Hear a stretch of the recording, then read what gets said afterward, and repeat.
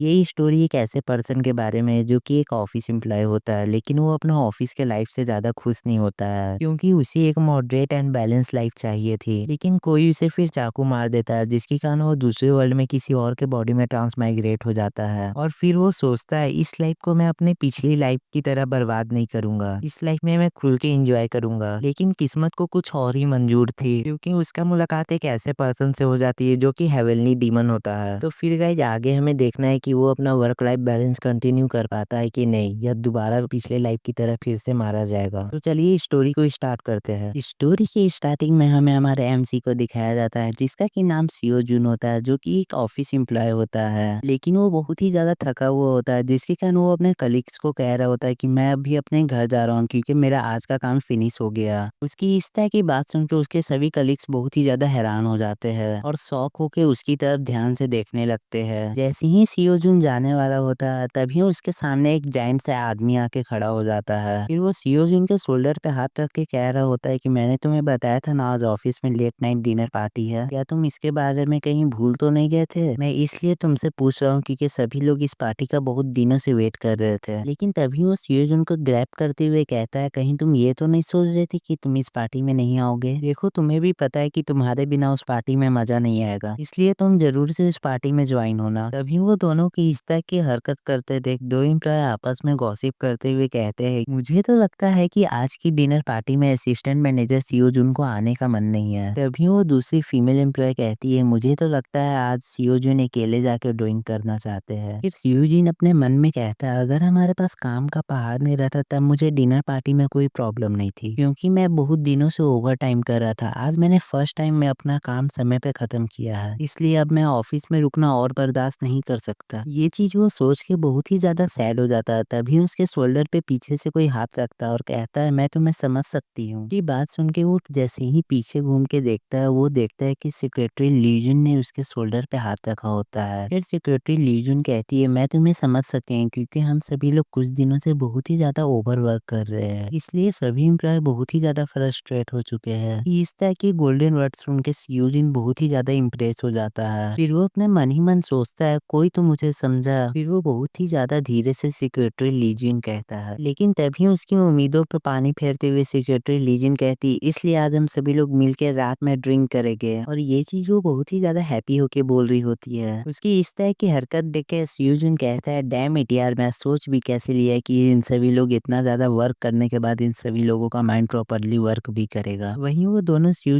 के पीछे बात करते हुए कहते हैं, देखा, हम दोनों का सेम ही थॉट है। फिर वो अपने मन ही मन कह रहा होता है कि मैं इस जगह पे कैसे आ गया जहाँ पे आदमी पागल होने तक काम करते हैं। फिर वो कहता है कि मैं तो सिविल सर्वेंट इस कारण बना था कि मैं तो सोचा था कि वर्क लाइफ बैलेंस में एक साथ लेके चलूंगा, ना ही ज्यादा वर्क करूंगा ना ही ज्यादा रिलैक्स करूंगा, एकदम मॉडरेट लाइफ लेके चलूंगा। लेकिन यहाँ पे तो सभी चीज उल्टा ही हो रही है। तभी हमें एक व्यक्ति के पैर को दिखाया जाता है, जिसे कि सीओ जुन भी नोटिस कर लेता है। फिर हमें उस व्यक्ति को दिखाया जाता है जो कि ऑफिस के अंदर आ चुका होता है और उसने अपने आप को पूरी तरह से कवर किया होता है। उस व्यक्ति को देख के सीओ जुन बहुत ही ज्यादा हैरान हो जाता है। फिर वो हुडी वाला आदमी कहता है, डेफिनेटली ये वही पर्सन है जिसने आज मेरे काम को रिजेक्ट किया था। और ये बात वो बहुत ही ज्यादा एंगर के साथ बोल रहा होता है। वहीं सीओ जुन अपने मन ही मन उसे देख के सोच रहा होता है, मुझे इसका पर्सनैलिटी और इसका लुक कुछ सही नहीं लग रहा, इस कारण मुझे जल्द से जल्द यहाँ से बाहर चले जाना चाहिए। फिर सीओजून उस व्यक्ति से पूछता, आप वही है ना जो हमारे सुबह ऑफिस में आए थे? लेकिन वो पर्सन सीओजून की बात का कोई रिप्लाई नहीं देता। फिर हमें उस जाइंट से आदमी को दिखाया जाता है जो कि लीजिन से कह रहा होता है कि ये सभी ऑर्डर ऊपर से आया है, मैं इसमें कुछ भी नहीं कर सकता। लेकिन वहीं पे लीजिन हुड्डी वाले पर्सन को देख रही होती है। फिर सीओजून उस हुड्डी वाले पर्सन को कहता है, अभी बहुत रात हो चुकी है, आप प्लीज अभी अपने घर चले जाइए। फिर हुडी वाला पर्सन अपने मास्क को नीचे करते हुए कहता है, तुम मुझे क्यों इग्नोर करना चाहते हो? फिर सीओजन उस पर्सन को कहता है, नहीं सर, मैं आपको इग्नोर नहीं कर रहा, ये तो मेरा काम है। फिर पीछे से लीजिन आते हुए कहती है, सर आज का हमारा ऑफिस आवर खत्म हो चुका है, इसलिए आपको कुछ इंपॉर्टेंट काम होगा तो आप कल सुबह आइएगा। और ये चीज वो बहुत ही ज्यादा पोलाइटली बोली होती है। लेकिन तभी वो बहुत ही ज्यादा हैरान हो जाती है क्योंकि उस हुडी वाले पर्सन ने सीओजन को नाइफ से स्टैब कर दिया होता है और फिर वो बोलता है तुमने मुझे इग्नोर किया है ना। यहीं पे उस व्यक्ति को अनएक्सपेक्टली अटैक करते देख सभी लोग घबरा जाते हैं। फिर हुडी वाला पर्सन सियोजुन को स्टैब करते हुए कहता है कि ये सभी चीज इसलिए हो रहा है क्योंकि तुम जैसे लोग मुझे इग्नोर करते थे, ये सभी तुम्हारी ही गलती है। और वो सभी ब्लेम सियोजुन पे ही डाल देता है और ऐसी लाइफ को जीने का कोई भी तरीका नहीं है, क्या तुम समझे। लेकिन वहीं पे सियोजुन की आंखें बंद हो रही होती है और वहीं पे सियोजुन सोच रहा होता है कि डैम इट, ये क्या बात कर रहा है, मुझे कुछ भी समझ नहीं आ रहा। फिर वो अपने लास्ट टाइम में बोलता है कि मुझे एक ऐसी लाइफ चाहिए थी जिसमें मैं कंफर्टेबली जी सकूं। उसके यही लास्ट वर्ड के बाद हमारा सीन एक रिवर के सामने घर पे शिफ्ट होता है, जहाँ पे एक व्यक्ति को दिखाया जाता है जो कि नीचे गिर चुका होता है और वो हमारा एमसी सियोजुन होता है। वहीं पे फिर वो घबराते हुए अपने पेट को टच करके देखता है कहीं उसे चोट तो नहीं लगी, तो फिर वो देखता है नहीं, मेरा पेट एकदम फाइन है। लेकिन वो अपना पास्ट मेमोरी रिकॉल करके बहुत ही ज्यादा घबरा जाता है। फिर एमसी कहता है मुझे चाकू लगे हुए बहुत ही समय बीत चुका है, लेकिन फिर भी इसका ड्रीम आता है तो मुझे लगता है कि उसने मुझे अभी ही स्टेप किया है। फिर हमें इस बॉडी के ओनर का नाम बताया जाता है जिसका कि नाम इल्मोक होता है। तो गाइस मैं अभी से हमारे एमसी को इल्मोक ही बोलूंगा। फिर इल्मोक को उसके अंकल कहते हैं इल्मोक जाके थोड़ा सा पानी ले आओ। फिर इल्मोक कहता है ठीक है मैं अभी ले आता हूँ। फिर इल्मोक हमें बताता है उस हादसे को 1 साल से ज्यादा हो चुका है, लेकिन मैं फिर भी उस हादसे को अभी तक भुला नहीं पाया। लेकिन फिर इल्मोक कहता है बाय एनी चांस जो मुझे सेकेंड लाइफ मिली इससे तो मैं बिल्कुल वेस्ट नहीं करूंगा। ये कहते के साथ वो डोर ओपन करके चल जाता है पानी लाने। फिर हमें इस वर्ल्ड के बारे में बताया जाता है जहाँ पे इल्मोक ट्रांसमाइग्रेट हुआ है जो कि एक मार्शल आर्ट वर्ल्ड होता है। फिर हमारा सीन शिफ्ट होता है, इल्मोक ने अपने बकेट में पानी भर ली होती है। फिर उसी में से एक बाउल इल्मोक पानी पीते हुए कहता है कि ये तो अच्छी हुई कि मुझे इल्मोक की बॉडी की सभी मेमोरी मिल गई थी, इसीलिए मैं इस वर्ल्ड में जल्दी अडॉप्ट हो पाया। फिर वो हंसते हुए कहता है जैसा कि मेरे पिछले लाइफ में गोल था एकदम मॉडरेट लाइफ जीने की, तो वही गोल मैं इस लाइफ में भी कंटिन्यू करना चाहूंगा। ना ही मैं ज्यादा रिलैक्स करूंगा, ना ही मैं ज्यादा वर्क करूंगा, एकदम मॉडरेट एंड बैलेंस लाइफ जीऊंगा। फिर वो बकेट को लेके जाते हुए कहता है जैसा कि इस लाइफ में मेरा जॉब है, पास्ट लाइफ के गोल के साथ परफेक्ट फिट होता है। फिर वो कहता है मैंने सोचा था कि मैं इस लाइफ को इसी तरह रिलैक्स करते हुए बिता सकता हूँ, लेकिन ये ज्यादा समय तक नहीं चला क्योंकि वो सामने की साइड देखता है तो जहाँ पे उसकी घर होती है वहाँ पे बुरी तरह से आग लग चुकी होती है। उस आग को देख के वो बहुत ही ज्यादा घबरा जाता है और बहुत तेजी से अपने घर की ओर जाने लगता है। फिर हमें उसी आग के बीच में एक ओल्ड मैन को दिखाया जाता है जिसने की इल्मोक का प्रेजेंस को नोटिस कर लिया होता है। फिर वो साइड में देखता है जहाँ पे इल्मोक भागते हुए आ रहा होता है। फिर इल्मोक अपना घर के पास जैसे ही पहुंच के देखता है तो वो बहुत ही ज्यादा हैरान हो जाता है क्योंकि उसकी पूरी घर जल चुकी होती है और वहीं पे एक ओल्ड मैन खड़े होते हैं जिसे कि देख के हमें साफ पता चल रहा था कि ये एक मार्शल आर्टिस्ट है। फिर इल्मोक कहता है आखिरकार सभी जगह में से सिर्फ इसी को क्यों जलनी थी, ये तो हमारा गेस्ट हाउस था। फिर वो अपने ऊपर ठंडा पानी डालते हुए कहता है कि मुझे सबसे पहले यहाँ से सभी लोगों को निकालना होगा। फिर वो खुद को ही कहता है अंकल आप थोड़ा देर वेट कीजिए, मैं आपको तुरंत ही बाहर निकालता हूँ। लेकिन वहीं पे इल्मोक को ऐसा करते देख ओल्ड मैन उसे बहुत ही ज्यादा ध्यान से देख रहे होते हैं, लेकिन फिर वो अपने स्वॉर्ड को निकालते हुए इल्मोक के ऊपर पॉइंट कर देते हैं। लेकिन वहीं पे इल्मोक अपने गर्दन के पास एक स्वॉर्ड को देख के बहुत ही ज्यादा घबरा जाता है, लेकिन फिर भी वो ओल्ड मैन से पूछता है आप ये क्या कर रहे हैं, मेरे अंकल अभी भी अंदर ही होंगे, मुझे जल्दी से जाके अंदर सभी लोगों को बचा के लाना होगा। लेकिन फिर अचानक से इल्मोक को याद आता है ये ओल्ड मैन तो वही है जिसने एक होटल के आदमी को मार दिया था। ये याद आने के बाद वो और भी ज्यादा डर जाता है। फिर वो ओल्ड मैन अपने बाल को साइड में करते हुए कहता है यहाँ का नूडल बहुत ही ज्यादा खराब था, और ये कहते हुए भी वो अपना स्वाद इल्मोक के ही तरफ किए हुए थे। फिर इल्मोक अपना दांत पीसते हुए बोलता है आपने इतनी छोटी सी कारण से ये इतना बोला ही होता है। तभी ओल्ड मैन कहते हैं इतनी छोटी सी वजह, मुझे इस जगह का नूडल बहुत ही ज्यादा खराब लगा, इस कारण मैंने भी एक छोटा सा बोनस के रूप में इस जगह में आग लगा दी। लेकिन तुम कितने बड़े वेस्ट ऑफ टैलेंट हो, तुम्हारे पास मार्शल आर्ट की इतनी अच्छी टैलेंट होने के बाद भी तुम यहाँ वेटर का काम कर रहे हो, इसलिए चलो मैं तुम्हें एक अपॉर्चुनिटी देता हूँ कि तुम मेरे अंदर आ जाओ और मेरा डिसाइबल बन जाओ, और तुम मुझे मना भी नहीं कर सकते क्योंकि जब तुम मुझे मना करोगे तब मैं तुम्हें यहीं पे खत्म कर दूंगा। लेकिन वहीं पे इल्मोक को सोलमैन की बकवास बात सुन के बहुत ही ज्यादा गुस्सा आ रहा था। फिर इल्मोक कहता है तुमने मुझे मेरी पास्ट लाइफ की याद दिलवा दी, उस टाइम भी मैंने सिर्फ अपना काम किया था लेकिन उसने मुझे स्टेप कर दिया क्योंकि उसे लगा कि मैंने उसे इग्नोर किया था, और तुम भी उसी व्यक्ति में से एक हो क्योंकि तुम्हें नूडल्स पसंद नहीं आया तो तुमने मेरे होटल को जला दिया और सभी अंकल को मार दिया। फिर इस तरह की बात सुनकर ओल्ड मैन बहुत ही ज्यादा हैरान हो जाता है। फिर इल्मोक बहुत ही ज्यादा गुस्से में चिल्लाने लगता है तुम अपना बकवास बंद करो, तुम्हें क्या लगता है कि तुम किसी को भी अपना चाकू और स्वाद दिखाओगे तो वो तुम्हारी बात मानने लगेगा। इल्मोक की इस तरह की बात सुन के ओल्ड मैन कुछ नहीं बोल पाते और और चुपचाप इल्मो की तरफ देखने लगते हैं। फिर और इल्मो कहता है कि तुमको क्या लगता है कि मैं तुम्हारे जैसा पागल बुढ़े आदमी का बात कभी सुनूंगा। वैसे ही हमें दिखाया जाता है कि ओल्ड मैन के पीछे एक व्यक्ति आके खड़ा हो जाता है जिसे कि ओल्ड मैन एक इशारा देता है और इधर इल्मो बहुत तेजी से चिल्ला रहा होता है कि मुझे मेरी वर्क लाइफ बैलेंस वापस करो। तभी वो दूसरा व्यक्ति इल्मो के गर्दन पे मार के इल्मो को बेहोश कर देता है। फिर इल्मो पूरी तरह से बेहोश होने से पहले कहता है, इस लाइफ में मैंने इन जैसे लोगों को कम से कम जवाब तो दिया। मैं अपने पिछली लाइफ में भी उस व्यक्ति को बोलता तो शायद ऐसा कुछ नहीं होता, लेकिन मुझे तो सिर्फ एक बैलेंस लाइफ चाहिए था जो कि मुझे इस लाइफ में भी नहीं मिल पाया। ये बोलने के बाद वो पूरी तरह से बेहोश हो जाता है। फिर वो दूसरा व्यक्ति ओल्ड मैन से पूछता है हमें इसके साथ क्या करनी चाहिए। फिर वो ओल्ड मैन कुछ देर इल्मो को देखने के बाद कहता है इसे अपने साथ ले चलो। फिर हमारा सीन माउंटेन के बीच में शिफ्ट होता है जहाँ पे एक हॉर्स कार्ट जा रही होती है। फिर उसी के अंदर हमें इल्मो को दिखाया जाता है जिसकी कि अभी अचानक से आँख खुली होती है। फिर वो ओल्ड मैन इल्मो को देख के पूछते है क्या तुम जाग गए। इल्मो ओल्ड मैन को अपने बगल में देख के डर के मारे चिल्ला देता है। फिर इल्मो ओल्ड मैन की तरफ देखते हुए कहता है क्या मैं अभी भी जिंदा हूँ, क्योंकि जहाँ तक मुझे याद है जब मैं चिल्ला रहा था तब इन्होंने मुझे मार दिया था। इल्मो की इस तरह की बात सुनकर ओल्ड मैन थोड़ी देर शांत रह के बोलते हैं सबसे पहले तुम मुझे माफ कर दो क्योंकि मैं वो पर्सन नहीं था जिसने तुम्हारे गेस्ट हाउस को आग लगाया। मैं तो सिर्फ झूठ बोल रहा था, जबकि सच्चाई तो ये तुम्हारे गेस्ट हाउस को आग मोरी में लाइंस ने लगाई थी, जबकि मैं तो वहाँ से सिर्फ क्रॉस हो रहा था तो उन्होंने मुझे फंसा दिया क्योंकि वो ऐसा करके अपने पावर को इंक्रीज करना चाहते हैं। फिर इल्मो कोल्डमैन की बात सुनते हुए सोचता है क्या मुझे इन पे भरोसा करनी चाहिए, लेकिन इन्होंने मुझे जो स्टोरी बताया उसे मैं डिसमिस भी नहीं कर सकता क्योंकि जब मैं गेस्ट हाउस में काम करता था तब मैं देखा करता था अधिकतर ऑर्थोडॉक्स अलायंस के ही मार्शल आर्टिस्ट आते थे और अनऑर्थोडॉक्स अलायंस के बहुत ही कम मार्शल आर्टिस्ट आते थे। लेकिन फिर इल्मो पूछता आपने फिर मुझसे झूठ क्यों बोला था। फिर ओल्डमैन कहते हैं मैंने इसलिए झूठ बोला था क्योंकि मैं देखना चाहता था कि तुम इस सिचुएशन में क्या करते हो, लेकिन तुमने अपना टेस्ट को क्वालिफाई कर लिया क्योंकि तुम मरना पसंद करोगे लेकिन अपना एनिमी का डिसाइबल बनना नहीं। ये चीज तुम्हारा मुझे बहुत ही ज्यादा इम्प्रेसिव लगा। फिर वो ओल्डमैन हंसते हुए कहता है सचमुच मैंने आज तक किसी भी पर्सन को गलत जज नहीं किया। ओल्डमैन की इस तरह की बात सुन के इल्मो को अपने मन में सोचता है ये रियली में ओल्डमैन पागल है। फिर वो ओल्डमैन कहता है ऐसे भी अब तुम्हारे पास कोई भी चॉइस नहीं बचा क्योंकि उन्हें जैसे ही पता चलेगा तुम जिंदा हो फिर वो तुम्हें भी खोज कर मार डालेंगे, फिर सारा ब्लेम मेरे ऊपर डाल देंगे। इसलिए तुम्हारे पास सिर्फ दो ही चॉइस बचता है, पहला कि तुम मुझे ज्वाइन करो और मैं डिसिपल बन जाऊँ, और दूसरा कि तुम अपने घर दोबारा जा सकते हो। लेकिन मूरी मेलाइंस को जैसे ही पता चलेगा तुम जिंदा हो फिर वो तुम्हें भी मार देंगे। इल्मो उनकी इस तरह की बात सुन के सोच में चला जाता है। फिर वो अपने आप को शांत करते हुए कहता है कि एल्डर क्या आप मुझे अपना नाम बता सकते हैं। अचानक से इल्मो की बिहेवियर में चेंज देख के ओल्डमैन हंसने लगते हैं। फिर एल्डर अपना नाम बताते हैं, उनका नाम ह्योक्योन होता है। ह्योक्योन नाम सुनने के बाद इल्मो को अपना मन में सोचता है कि ये नाम तो मैंने आज तक कभी भी नहीं सुनी। फिर ओल्डमैन बोलते हैं तुमने मेरी नाम को अभी तक कहीं भी नहीं सुनी होगी क्योंकि सभी लोग मेरे नाम से ज्यादा मुझे मेरे टाइटल से जानते हैं। पूरी सेंट्रल प्लेन मुझे हेवनली डीमन के नाम से जानती है। हेवनली डीमन नाम सुन के इल्मो शौक हो जाता है क्योंकि पास्ट लाइफ में जो वो नॉवल पढ़ता था उसमें हेवनली डीमन का मतलब होता था द फाइनल बॉस। वो जानता था कि हेवनली डीमन का मतलब ये होता है जिसके पास बहुत ही ज्यादा मार्शल पावर हो, जो कि एक डिमोनिक सेक्ट का लीडर होता हो। फिर वो हमें सेक्ट के बारे में बताता है। सेक्ट एक ऐसा प्लेस होता है जिसमें हम सेम टाइप के मेंबर को ऐड कर सकते हैं। फिर इल्मोक बोलता है अगर ये मुझे नॉर्मल डे में डिसाइबल बनने के लिए बोलते तब तो मैं इन्हें तुरंत ही रिफ्यूज कर देता क्योंकि ये सेक्ट के मेंबर क्रिमिनल एक्टिविटी करते रहते हैं, लेकिन इन्होंने मेरा हेल्प किया और इनका नेचर से लगता भी नहीं कि ये ज्यादा क्रिमिनल एक्टिविटी में एक्टिवेट रहते होंगे, इसलिए मैं इस सेक्ट को ज्वाइन करने के लिए सोच सकता हूँ। तभी कोई बोलता है हम सेक्ट पे पहुंच चुके हैं। उस आवाज को सुन के वो दोनों बाहर की साइड देखने लगते हैं। फिर नीचे उतरने से पहले हेवनली डीमन इल्मोक से उसका नाम पूछता है। फिर इल्मोक अपना नेम बताता है कि मेरा नेम इल्मोक है। फिर हेवनली डीमन नीचे उतरने के बाद कहता है ठीक है आज से मैं तुम्हें इल्मोक बुलाऊंगा। फिर इल्मोक जैसे ही नीचे उतर के सामने की ओर देखता है तो वो बहुत ही ज्यादा सरप्राइज हो जाता है क्योंकि सभी डिसेबल हेवनली डीमन के सामने बो किए हुए होते हैं और जोर जोर से बोल रहे होते हैं कि आपका सेक्ट में स्वागत है हेवनली डीमन। लेकिन वहीं पे इल्मोक इतने सारे लोग को देख के बहुत ही ज्यादा शॉक हो जाता है। फिर इल्मोक अपने मन में सोचता है जितना कि मैंने इमेजिन किया तो उससे भी ज्यादा यहाँ पे डिसिपल है। फिर इल्मोक हेवनली डीमन के पीछे चलते हुए सोच रहा होता है कि मुझे तो ऐसा लग रहा है कि मैं ही यहाँ का कल्ट लीडर हूँ। फिर हेवनली डीमन इल्मोक को बताते हैं कि ये मेरे के लिए थोड़ी सी मुश्किल बात है लेकिन यहाँ पे आप सभी लोग मुझे अलग नजरिए से देखेंगे। फिर हेवनली डीमन इल्मोक को एक जगह पे ले जाते हुए कहते हैं कि इस जगह को पुआ मिंजुन कहा जाता है और गाइस पुआ मिंजुन का मीन्स एक ऐसा हॉल होता है जो कि पत्थर और हवा से बना रहता है। फिर हमें उस प्लेस को दिखाया जाता है है जो कि काफ़ी ज़्यादा बड़ा होता है। फिर हेवनली डीमन इल्मो को कहते हैं जब तुम मेरे डिसिपल बन जाओगे तब ये घर तुम्हारा हो जाएगा, लेकिन तब तक तुम यहाँ पे रुक सकते हो। फिर हेवनली डीमन इल्मो को कहता है तुम फिक्र मत करो, जिसने भी तुम्हारे अंकल को मारने के लिए असैसिन भेजा होगा मैं उसके बारे में पता ज़रूर लगाऊँगा, और मुझे कुछ भी पता चलेगी तो मैं तुम्हें तुरंत बताऊँगा, क्योंकि तुम्हारे अंकल तुम्हारे पापा जैसे थे तो मैं तुम्हारे दर्द को समझ सकता हूँ। और तुम फिक्र मत करो, तुम्हें मेरा डिसिपल नहीं भी बनने का मन होगा तो तुम साफ-साफ बता सकते हो। और तुम फिक्र मत करो, मैं अपने नाम हेवनली डीमन का कसम खाता हूँ, तुम मेरे डिसिपल नहीं भी बनोगे तब भी मैं तुम्हारा मदद करूँगा। और हेवनली डीमन की इस तरह की बात सुन के इल्मोक तुरंत ही उनके सामने बो करते हुए उनको अपना मास्टर मान लेता है। फिर हेवनली डीमन वहाँ से जाते हुए इल्मोक से एक बार और पूछते हैं तुम मेरा डिसिपल बनने के लिए रेडी हो ना? फिर इल्मोक उन्हीं के सामने झुके हुए कहता हाँ मैं आपका डिसिपल बनने के लिए रेडी हूँ, ऐसे भी मेरे पास और कोई रास्ता नहीं है, इसलिए मैं अपना बेस्ट करूंगा। फिर हेवनली डीमन इल्मोक को खड़ा होने के लिए बोलते और फिर कहते हैं जैसी तुम्हारी इच्छा। और फिर वो बोलते आज से तुम ये सब चीजों की फिक्र मत करो, आज से मैं डिवाइन कल का रिस्पॉन्सिबल हूँगा, और मैं तुम्हें अभी से ही एक पर्सन को असाइन करूंगा जो तुम्हें ट्रेनिंग भी करवाएगा और गार्ड भी करेगा, और वो बच्चा तुम्हें हेवनली डिवाइन इवल कल का वे के बारे में बताएगा। अपने मास्टर को उसके लिए इतना चीज करते देख के वो बहुत ही ज्यादा खुश हो जाता है। ये बोलते के साथ हेवनली डीमन वहाँ से जाने लगते हैं। फिर इल्मोक उन्हें जाते हुए थैंक यू बोलता है। हेवनली डीमन की थोड़ी सी आगे जाते ही उनसे एक लड़की आके बात करने लगती है। उन दोनों को ऐसे बात करते देख के इल्मोक सोचता है जैसा कि मुझे लगा ही था, कल्ट में सभी चीजें बहुत ही फास्ट हो जाती है। फिर वो लड़की को देखते हुए सोचता है कि मुझे तो लगता है यही मेरी अटेंडेंट है। इल्मोक उस लड़की को देख के अपने मन में सोचता है ये तो बिल्कुल सेलिब्रिटी टाइप की दिखती है, या यही मेरी डेली नीड का ध्यान रखेगी। फिर वो अपने आप को समझाते हुए कहता है मुझे ऐसा नहीं सोचना चाहिए, क्योंकि मैं अपने पास्ट लाइफ को इंक्लूड करूँ तो मैं अभी 30 का हो चुका हूँ। वो अभी तक सोच ही रहा होता है तभी वो लड़की आके इल्मो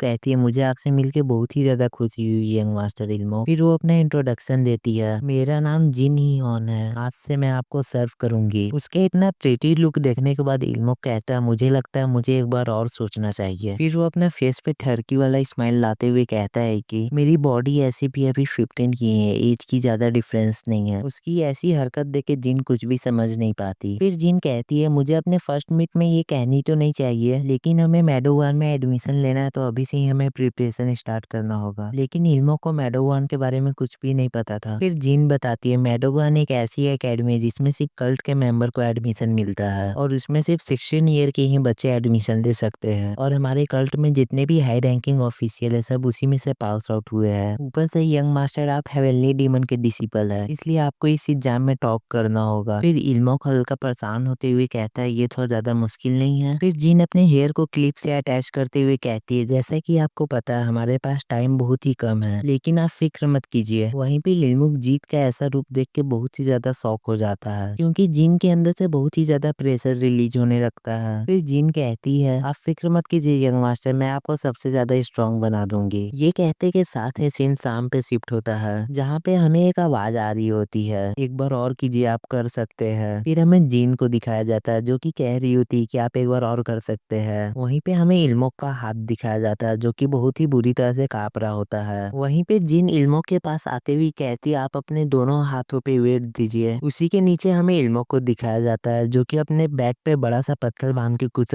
कर रहा होता है, लेकिन उसका हालत कुछ ज्यादा ही खराब हो चुका रहता है, और फिर वो अचानक से जमीन पे गिर जाता है। वहीं पे इल्मोक को ऐसे गिरा देख जिन कहती है आप ये क्या कर रहे हैं यंग मास्टर, जल्दी से आप खड़े हो जाइए। वहीं पे हमें इल्मोक को दिखाया जाता है जिसका की बहुत ही बुरी हालत हो चुकी रहती है, और फिर वो बोलता है अब मैं और ये नहीं कर सकता। इल्मोक की इस तरह की हालत देख के जिन पूछती है आपको कोई जबरदस्ती तो नहीं कर रहा है एक्सरसाइज करने के लिए? वैसे ही बीच में ही बात काटते हुए कहता है तुम ही तो कर रही हो मेरे साथ जबरदस्ती एक्सरसाइज करने के लिए। फिर जिन कहती है आप ही ने ना डिवाइन कर्ल को चूज किया था, इस कारण तो मैं आपको ट्रेनिंग करवा रही हूँ कि आप स्ट्रांग हो सके। उसके रिप्लाई में इल्मो कहता है नहीं मैंने नहीं चूज किया था। वहीं पे जिन फिर इल्मो को उठाते हुए कहती है आप प्लीज थोड़ा सा और बर्दाश्त कीजिए, लेकिन तभी हमें इल्मो को दिखाया जाता है जिसकी आंखें धीरे धीरे बंद होने लगती है, और फिर वो अचानक से बेहोश होकर गिर जाता है। फिर जिन इल्मो को पकड़ते हुए अप्रिशिएट करती है आपने अच्छा किया यंग मास्टर, और फिर वो जिन को अपने पीठ पे उठा के लेके जाने लगती है, और जाते हुए कहती है आज का ट्रेनिंग आपने सही में बहुत ही अच्छा किया, आप सामान्य आदमी की लिमिट को पहले ही पार कर चुके हैं, जबकि आपने पहले कभी भी मार्शल आर्ट भी नहीं सीखी है। इस बात से ये चीज प्रूफ हो जाती है कि आपको हेवन की तरफ से गिफ्टेड बॉडी मिली है। फिर वो कहती है हेवनली डीमन रियली में बहुत ही जल्दी किसी भी टैलेंट को पहचान लेते हैं, इसी सब वजह से हेवनली डीमन मुझे बहुत ही ज़्यादा पसंद है, क्योंकि हेवनली डीमन अपने नीचे सभी डीमंस को कंट्रोल करते हैं। ये बोलते के साथ ही जिन इल्मोक को अपने पीठ पे उठा के लेके जाने लगती है। फिर हमें नाइट का सीन दिखाया जाता है, जहाँ पे इल्मोक अपने धीरे-धीरे आँखें खोल रहा होता है और वो आँखें खोलते के साथ ही पूछता है, मैं कहाँ पे हूँ? मुझे अच्छी तरह याद है कि मैं इन जिन के साथ ट्रेनिंग कर रहा था। तभी जिन उसके पीठ पे अपने एनर्जी से प्रेस करती है। उसको ऐसा करते देख के वो बहुत ही ज़्यादा शॉक हो जाता है और फिर वो जिन का हाथ हटाते हुए अब पीछे की ओर आ जाता है और फिर उससे पूछता है, तुम ये क्या कर रही हो? फिर जिन कामली रिप्लाई करती है, जब यंग मास्टर बेहोश हो चुके थे तब मैं अपनी इंटरनल एनर्जी के द्वारा आपकी सारी एक्यू पॉइंट्स को ओपन कर रही थी। फिर वो बोलती है, लेकिन अभी ये प्रोसेस खत्म नहीं हुआ, आप दोबारा लेट जाइए। फिर इल्मोक कहता है, तुम मेरे एक्यू पॉइंट्स इस कान ओपन कर रही हो क्योंकि तुम चाहती हो कि मैं जल्दी से ठीक होकर पागलो टाइप का ट्रेनिंग दोबारा स्टार्ट कर दूं। फिर इल्मोक अपने मन में कहता है, जब मैं पास्ट लाइफ में एक सोल्जर था तब भी मैंने इतनी ज्यादा ट्रेनिंग नहीं की थी जितनी ज्यादा कि ये अभी मुझसे करवा रही है। फिर वो चिल्लाते हुए जिन को कहता है, इस तरह से मैं ट्रेनिंग करूंगा तो मैं तो जिंदा ही नहीं बचूंगा, इसलिए हर कुछ दिन में मुझे ब्रेक चाहिए और इस ब्रेक के बारे में लोग कुछ भी बोले मैं इस ब्रेक को इग्नोर नहीं कर सकता क्योंकि मुझे वर्क लाइफ बैलेंस चाहिए तो चाहिए। लेकिन जिन उसकी बात सुन के तुरंत ही मना कर देती है, क्योंकि आपका 15 ईयर हो चुका है यंग मास्टर, इसलिए केवल आपके पास एक ही साल बाकी है एग्जाम देने के लिए, इसलिए हम थोड़ी सी भी टाइम वेस्ट नहीं कर सकते। फिर इल्मोक परेशान होते हुए बोलता है, तुम लोग सचमुच मेरे साथ ऐसा बिहेव करना चाहते हो? तुम्हें नहीं लगता है क्या क्योंकि मैं ज्यादा ट्रेनिंग करूंगा तो मर जाऊंगा? फिर जिन इल्मोक को बोलती है, आप इतने भी कमजोर नहीं हो यंग मास्टर कि आप इतनी छोटी सी ट्रेनिंग में मर जाओ, लेकिन बाई एनी चांस आप मर जाते हो तो मैं भी आपके साथ मर जाऊंगी, मैं स्पिरिट फॉर्म में भी आपको सर्व करूंगी। उसकी इस तरह की बात सुन के इल्मोक अपने मन में सोचता है, तुम ये क्या बकवास सी बात कर रही हो? मुझे नहीं पता कि तुम मेरे साथ मरोगी कि नहीं मरोगी, लेकिन इसकी बात मुझे नहीं मानने के लिए और कोई रास्ता भी तो नहीं है। फिर इल्मोक कहता है, चलो ठीक है, मैं तुम्हारी बात मानता हूँ, ऐसे भी तुम्हारे साथ बहस करने का कोई भी फायदा नहीं है। उसकी इस तरह की बात सुन के जिन हल्की सी स्माइल देती है। फिर इल्मोक पीछे घूमते हुए कहता है, अगर मुझे इस तरह की लाइफ मिले तब तो मुझे सब कुछ छोड़ना पड़ेगा। फिर जिन पूछती है, आपका कहने का क्या मतलब है? फिर जिन कहता है, मेरा कहने का ये मतलब है कि मैं चाहता हूँ कि मैं अपने मास्टर के फेस पे एक बार किक करके मर जाऊं, फिर मैं देखूंगा कि तुम मेरा क्या कर लोगी। ये बोलते के साथ ही इल्मोक जिन को देखने लगता है। फिर जिन गुस्से में बोलती है, आपको ये कहते समय हल्का सा भी खराब नहीं लगा? उसके रिप्लाई में इल्मोक कहता, नहीं मुझे बिल्कुल भी खराब नहीं लगा। फिर जिन बहुत ही ज्यादा गुस्से में रिप्लाई करती है, मैं आपको इस कारण ट्रेनिंग करवा रही हूँ क्योंकि मेरे मास्टर पे फिर बहुत ही खराब स्टूडेंट होने का टैग लग जाएगा, लेकिन आपके के लिए ये बात परेशानी की नहीं है ना? फिर वो अपने बॉडी में से कोल्ड ऑरा निकालते हुए कहती है कि आपको क्या लगा कि आप इतनी चीज बोलेगी तो मैं चुपचाप सुनती रहूंगी? तो उसके रिप्लाई में इल्मोक कहता है, नहीं तो तुम क्या कर लोगी? वो इतना बोला ही होता तभी जिन उस पर अटैक कर देती है। उसको देख के इल्मोक बोलता है, तुम रियली में मुझे मारना चाहती हो क्या? फिर जिन उसके गर्दन को दबाते हुए कहती है, हाँ मैं तुम्हें मारना चाहती हूँ क्योंकि मैं ऐसे कोई भी व्यक्ति को जिंदा नहीं छोड़ सकती जो कि हेवनली डीमन का अपमान करे और जो कल्ट में रह के कल्ट का ही बेइज्जती करे। आखिरकार कुछ भी क्यों ना हो, मैं उन सभी व्यक्ति को अपने हाथों से ही मारूंगी। फिर इल्मोक हंसते हुए कहता, उस केस में तो फिर मास्टर भी मुझे गद्दार कहेंगे। फिर जिन उसकी बात सुनते हुए उसे साइड में धक्का देके अपने पीछे की ओर चल जाती है। फिर इल्मोक अपने ड्रेस सही करते हुए कहता है, जैसा कि मैंने सोचा था, आखिरकार मैंने उसे जवाब दिया तो उसने कम से कम मेरी बात तो सुनी। फिर इल्मोक अपने मन में सोचता है, मेरे पे यहाँ सबसे बड़ा ताकत यही है कि मैं हेवनली डीमन का डिसिपल हूँ। फिर जिन को डिस्कस्टिंग सा फेस बना के बोलता है, हेवनली डीमन ने मुझे बोला था कि तुम मुझे ट्रेनिंग दोगी और मैं रक्षा करूंगी, लेकिन यहाँ पे तो उल्टा ही हो रहा है, तुम ही मुझे मारने की कोशिश कर रही हो और तुमने क्या बोला मुझे कि मैं हेवनली डीमन के डिसिपल के नाम पे दब्बा हूँ, इसलिए तुम मुझे मारने की कोशिश की। ये बोलते के साथ इल्मोक अपने मन में सोच रहा होता है कि मुझे इसे रोकने के लिए कहाँ तक जाना पड़ा। वहीं पे जिन इल्मोक की बातों में आके कंफ्यूज होके सोच रही होती है, अब मास्टर मेरे साथ क्या करेंगे। इसको इस तरह सोचते देख इल्मोक अपने मन में कहता है, फाइनली ये मेरी बात में आ गई। फिर वो जिन को बोलता है, मैंने ये कभी नहीं बोला कि मैं कभी ट्रेनिंग नहीं करूंगा, मैं सिर्फ दो चीजें चाहता हूँ। पहला चीज, मुझे हर ट्रेनिंग के बाद 2 घंटे की ब्रेक चाहिए और दूसरा, मेरी ट्रेनिंग खत्म होने के बाद मुझे 7 घंटे की नींद कंपलसरी चाहिए। फिर जिन काम होते हुए बोलती है, आपको सिर्फ इतना ही चाहिए ना? के रिप्लाई में इल्मोक कहता है, हाँ मुझे सिर्फ यही दोनों चीज चाहिए, इसके अलावा मुझे और कुछ नहीं चाहिए। ये दोनों चीज आप मुझे दे दोगे तो मैं ट्रेनिंग भी अच्छा से करूंगा और मैं भी नहीं चाहता कि मैं अपने मास्टर का नाम खराब करूं। फिर जिन कहती है, चलिए ठीक है, मैं आपकी बात को मानती हूँ, लेकिन आप भूलिएगा नहीं कि आपने कहा कि आप ट्रेनिंग हार्ड कीजिएगा, लेकिन अभी आप रेडी हो जाइए क्योंकि मैं अभी आपके सारे की पॉइंट्स को ओपन करने वाली हूँ। उसकी बात सुनते हुए इल्मोक अपने मन में सोचता है, मैंने कुछ ज्यादा ही नहीं ना बोल दिया। फिर हमें नेक्स्ट डे का सीन दिखाया जाता है। वहीं पे हमें हेवनली डीमन को दिखाया जाता है जो कि खड़ा होकर कह रहा होता है, ओ क्या बात है, तुम तो अपना मार्शल आर्ट की ट्रेनिंग बहुत ही अच्छे अच्छे से कर रहे हो। लेकिन वहीं पे हमें इल्मोक को दिखाया जाता है जो कि थक के गिर चुका होता है। फिर हेवेनली डीमन जीन को कहते हैं तुम इल्मोक की ट्रेनिंग बहुत ही अच्छे से करवा रही हो। फिर जीन कहती है नहीं, ये तो यंग मास्टर इल्मोक के कारण हो पा रहा है क्योंकि वो ट्रेनिंग बहुत ही ज्यादा फोकस के साथ करते हैं। वो इसी तरह ट्रेनिंग करते रहे तो उन्हें आगे कोई भी प्रॉब्लम नहीं आएगा इस टर्नल मार्शल आर्ट सीखने में। वहीं पे हेवेनली डीमन कहते हैं हाँ तुमने सही बोला। उन दोनों की बातें सुन के इल्मोक अपने मन में सोच रहा होता है अगर कोई व्यक्ति 1 साल तक इतना हार्ड ट्रेनिंग करे और कुछ ना सीख पाए फिर तो बहुत ही ज्यादा प्रॉब्लम हो जाएगी। अगर मुझे ट्रेनिंग के बीच में ब्रेक नहीं मिलता तब तो मैं बहुत ही जल्दी थक जाता। वो तो भला हो इस ब्रेक का जिसके कारण अभी तक मैं जिंदा हूँ। वहीं जीन इल्मो को उठाते हुए हेवेनली डीमन के पास लेके जाती है। वहीं पे हेवेनली डीमन इल्मो को देख के कहते हैं आज से मैं तुम्हें डिमोनिक आर्ट सिखाऊंगा। फिर हमें डिमोनिक आर्ट के बारे में बताया जाता है। डिमोनिक आर्ट एक ऐसा आर्ट है जिसे सिर्फ डिमोनिक कल्ट में ही सिखाया जाता है। डिमोनिक आर्ट सीखने वाले हर व्यक्ति को बताया जाता है आप कमजोरों का रक्षा करे और बुराई से फाइट करे। डिमोनिक आर्ट भी सेम उसी टाइप का होता है जैसा कि मार्शल आर्ट होता है, लेकिन demonic art corrupt martial art होता है जिसके कारण वो अपना यूजर को ही करप्ट कर देता है। लेकिन मैं अभी भी इस जगह में बिना जाने कुछ भी नहीं करता जब तक उस चीज के बारे में मुझे पता ना चले। फिर वो हेवेनली डीमन से पूछता है ये जो आप मार्शल आर्ट मुझे सिखाने वाले इसका कोई ड्रॉबैक भी है क्या? फिर हेवेनली डीमन हंसते हुए बोलते हैं कल्ट की मार्शल आर्ट में क्या साइड इफेक्ट हो सकती है, मैं तो सिर्फ फायदा ही फायदा है क्योंकि तुम इस मार्शल आर्ट को बहुत ही जल्दी सीख सकते हो। इल्मोक हेवेनली डीमन की बात सुन के रिलीफ फील करता है। फिर हेवेनली डीमन कहते हैं लेकिन इस मार्शल आर्ट का कुछ साइड इफेक्ट भी है। हालांकि तुम इस मार्शल आर्ट को सीखते हुए क्यूआई डेविएशन में जा सकते हो लेकिन तुम्हारे पास एबिलिटी है, तुम इसे आराम से ओवरकम कर लोगे। फिर इल्मोक अपने मन में गाली देते हुए कहता है इस बात को आपको पहले बोलनी चाहिए थी। फिर इल्मोक पूछता है क्या आप मुझे बता सकते हैं यहाँ पे कौन कौन सी मार्शल आर्ट है और इसकी क्या साइड इफेक्ट है? तभी जिन साइड से उसके पहनने के लिए ड्रेस लेके आती है। फिर हेवेनली डीमन कहते हैं मैं ऐसे भी तुम्हें बताने ही वाला था लेकिन तुमने अभी ही पूछ लिया तो चलो मैं तुम्हें अभी ही बता देता हूँ, तुम सिर्फ ध्यान से सुनना फिर डिसाइड करना। पहला एक्सप्लोजिव मारा स्वाट टेक्निक। ये एक ऐसा स्वाट टेक्निक है जिससे तुम किसी भी पहाड़ को एक अटैक में ही तोड़ सकते हो, लेकिन इसका साइड इफेक्ट ये है कि तुम्हें हर छोटी छोटी बातों पे गुस्सा आ जाएगा। Second bare hand demonic art. ये एक ऐसी एज टेक्निक है जिसका यूज करते के साथ ही तुम पूरी एरिया को भी जमा सकते हो, लेकिन इसका साइड इफेक्ट हाइपर सेक्सुअलिटी है जो कि आप इमेज में देख के समझ ही सकते हो। Third man spurt swat technique. ये एक ऐसी स्वाट टेक्निक है जो कि प्लम ब्लॉसम 24 स्वाट आर्ट को भी आराम से काट सकती है, लेकिन इसका साइड इफेक्ट ये है कि तुम्हें हेलोजिनेशन होगा। फिर इल्मोक इन सभी मार्शल आर्ट के साइड इफेक्ट के बारे में सुन के सोचने लगता है कि मैं एक मार्शल आर्ट चूज कर रहा हूँ कि मेंटल इलनेस। फिर इल्मोक हेवेनली डीमन से पूछता है क्या आपने ये सभी मार्शल आर्ट को सीखा हुआ है? फिर रिप्लाई में हेवेनली डीमन कहते हैं मैं ये सीखा हुआ होता तो। हेवेनली डीमन की बात सुन के इल्मोक अपने मन में सोचता है क्या ये सच बोल रहे हैं, तब तो फिर ये चलते फिरते साइकेट्रिस्ट वार्ड है। लेकिन फिर हेवेनली डीमन बोलते इसमें कोई फिक्र करने की बात नहीं है क्योंकि तुम डिमोनिक आर्ट के साइड इफेक्ट को ओवरकम कर सकते हो। फिर हेवेनली डीमन बताते हैं डिमोनिक आर्ट को 3 लेवल में डिवाइड किया हुआ है। फर्स्ट स्टेज में तुम सिर्फ प्रैक्टिस करते हो। सेकेंड स्टेज गिफ्टमा जिसमें कि डिमोनिक मार्शल आर्ट का साइड इफेक्ट पीक लेवल पे होता है। एंड थर्ड स्टेज इज टालमा जिसमें कि तुम सभी डिमोनिक मार्शल आर्ट के साइड इफेक्ट को ओवरकम कर जाते हो। फिर इल्मोक पूछता है कोई अपने पूरे जीवन में टालमा तक नहीं पहुंच पाएगा तो उसके साथ क्या होगा? फिर हेवेनली डीमन इल्मोक के शोल्डर पे हाथ रख के कहते हैं इसी वजह से तो मैंने तुम्हें चूज किया क्योंकि तुम्हें याद है जब मैंने तुम्हें चूज किया था तो उससे पहले तुम्हारा टेस्ट लिया था, तुम अपने ईमानदार स्वभाव के कारण टालमा तक आराम से पहुंच जाओगे। फिर इल्मोक पूछता है मैंने तो ये पूछा था कि मैं टालमा तक नहीं पहुंच पाऊंगा तो क्या होगा? फिर हेवेनली डीमन कहते हैं अब मुझे बताओ कि तुम कौन सा डिमोनिक आर्ट को प्रैक्टिस करना चाहते हो। फिर इल्मोक अपने मन में सोचता है ये मुझे चुप करवा के मार्शल आर्ट चूज करने के लिए बोल रहे हैं तो फिर मैं इस केस में सोल सीजलिंग मर्सिलेस स्वाट टेक्निक को सीखूंगा। फिर हमें सोल सीजलिंग मर्सिलेस स्वाट टेक्निक के बारे में बताया जाता है। ये एक ऐसी स्वाट स्टाइल है जिसमें कभी ना खत्म होने वाली चैन मूवमेंट होती है और इसका नाम ऐसा रखा गया है क्योंकि ये स्वाट स्टाइल किसी भी ओपोनेंट का सोल को कैप्चर कर लेता है और इसका साइड इफेक्ट है ऑब्सेसिव कॉम्पल्सिव पर्सनैलिटी डिसऑर्डर। और मैंने इसका इसे चूज किया क्योंकि मैं इसे हल्का कंट्रोल में तो कर सकता था और इस मार्शल आर्ट को चूज करने के बाद मैं सर्वाइव करने का चांस भी इंक्रीज होगा। फिर इल्मोक बोलता है जैसा कि मैं जो भी सोचता हूँ वो तो कभी होता ही नहीं है। फिर हेवेनली डीमन इल्मोक को बोलते हैं चलो मैं तुम्हें इसका कुछ बेसिक फॉर्म सिखा दूं और फिर वो अपना स्वाट को निकालते हुए बोलते हैं मैं इसे स्लोली डेमोस्ट्रेट करूंगा तो तुम इसे ध्यान से ऑब्जर्व करना। फिर इल्मोक जीन से स्वाट लेते हुए कहता है ठीक है ये फर्स्ट फॉर्म होने वाला सोल सिजलिंग मर्सिलेस स्वाट का और इसका नाम सोल सिजलिंग फ्लाइंग ब्लेड है। तुम इसे ध्यान से देखना क्योंकि जब ओपोनेंट तुम्हारे ऊपर अटैक करेगा तो तुम अपना केवल स्वाट निकाल के ही काउंटर बैक कर सकते हो। सबसे पहले अपने राइट पैर को पीछे की साइड करो और उसी लाइन में अपने स्वाट को निकाल निकाल के एनिमी की तरफ अटैक करो, जिसके कारण तुम्हारे एनिमी की अटैक ब्लॉक हो जाएगी। इसी बीच तुम अपने सेकंड अटैक के लिए रेडी हो जाना। फिर हेवेली डीमन इल्मोक से पूछते हैं क्या तुम अभी इसका प्रैक्टिस करना चाहोगे, जिसका रिप्लाई में इल्मोक कहता है हाँ। फिर इल्मोक अपने हाथ में स्वॉर्ड को पकड़ते हुए सोचता है ये कौन सी टेक्निक है, इसमें तो नॉर्मली स्वॉर्ड निकाल रहे हैं और क्या। फिर इल्मोक जैसे ही स्वॉर्ड निकालने का ट्राई करता है तो उससे पूरी तरह से स्वॉर्ड नहीं निकलती, जिसे देख के वो पूरी तरह से हैरान हो जाता है। फिर हेवेनली डीमन इल्मोक को आके बताते हैं इसमें सिर्फ स्वॉर्ड को ही नहीं निकालना है, इसमें अपना हाथ का पोस्चर को भी सही करना है। ब्लेड निकालते समय उसका कवर को भी हल्का पीछे की साइड लेके जाना है। फिर उसका हाथ पकड़ के उसे करके दिखाते हैं, जिसके कारण इल्मोक बहुत ही ज्यादा खुश हो जाता है। फिर हेवेनली डीमन कहते हैं तुम बहुत ही अच्छा कर रहे हो। तो चलिए गाइस यहीं पे इस वीडियो को एंड करते हैं। अगर आप इस मानवा का सेकंड पार्ट चाहते हैं तो जरूर से मुझे कमेंट में बता दीजिएगा, उसी मुताबिक मैं इसका सेकंड पार्ट अपलोड करूंगा। तो मैं आपसे मिलता हूँ नेक्स्ट वीडियो में गाइस, तब तक के लिए बाय।